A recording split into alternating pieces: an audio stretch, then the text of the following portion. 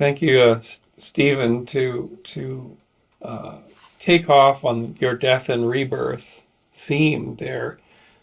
Several million years ago, Africa was jungle from the Congo all the way to the Indian Ocean. And that's where our ancestors emerged. And then what happened was a cataclysm, the splitting of the continent with the Rift Valley, which raised a mountain range, which kept the rain out of the east, out of East Africa. And the proto-humanity at the time underwent a cataclysmic climate shock, but it was in slow motion. So they went from living in jungle to having access to figs and sort of very rich jungle diet, to then a dry forest, to then a savanna. And climate change fashioned us. It literally carved us up and remade us. And in that time, the stresses of the change of our environment, the collapse of our old world, we invented cooked food.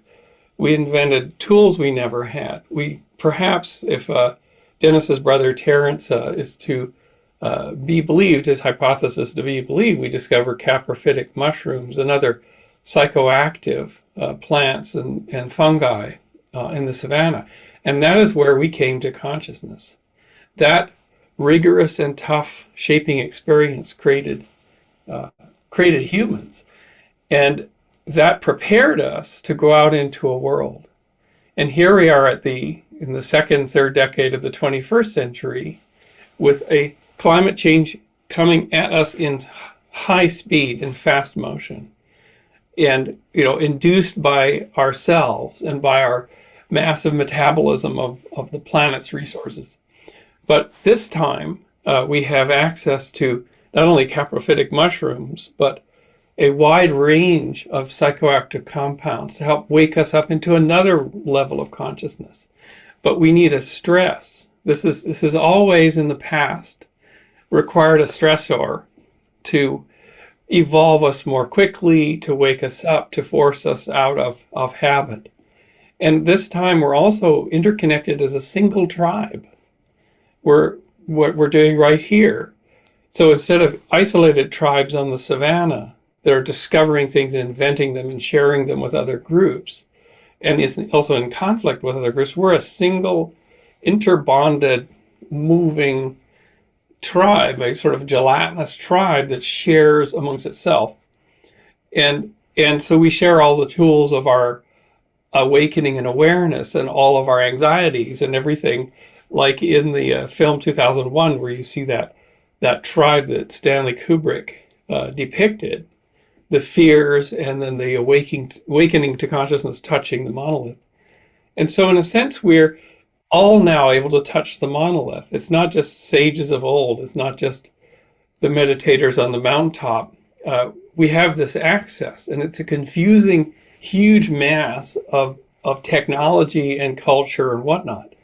But like any good Hollywood car chase, I think as the stresses and as the incoming storm gets more intense, on the other side, it's the courage and the crisp vision and the interconnection and the love and the community that pulls together as the stress gets greater. And perhaps, this is a proposal, this is the only way humanity is going to evolve, is going to grow up as a planetary civilizations, to go through this.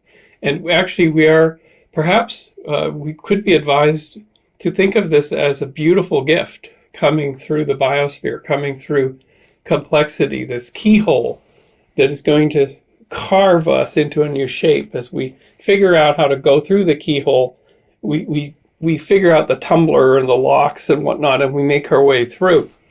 Some of us won't make it, but some of our nature will not make it through either. But what does make it through could be the next version of us that goes on not only to settle an entire planet, but to perhaps even settle our solar system.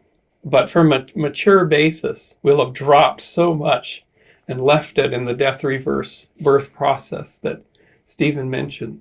So that's my hopeful full comment from a person involved in the long history of life on Earth and looking at all its phases from single cell to where we are. And just a little side note on that. In this generation, we may discover how we began, the very act of creation in the universe. And this will point down to Chris here also with his conscious connection with that thing, the universe.